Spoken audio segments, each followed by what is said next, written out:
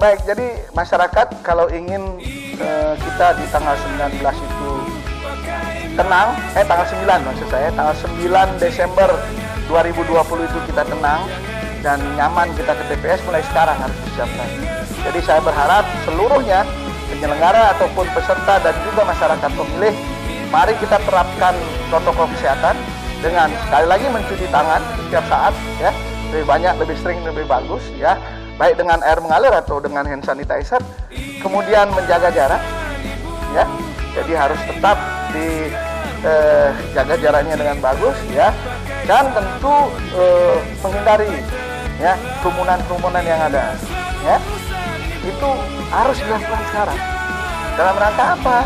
Dalam rangka nanti kita sudah tenang. Kalau sekarang tidak ada penyebaran lagi, apalagi sekarang kita sudah landai, mudah-mudahan cepat turun, sehingga nanti di tanggal 9 Desember kita sehat semua, kita mencoblos semua, kita menentukan pilihan kita tanpa ada intimidasi, ya, tanpa ada politik uang, ya, dan tentu kita mencoba untuk bisa menghasilkan pemimpin yang terbaik saat ini yang bisa kita lakukan dari beberapa calon yang sudah ada.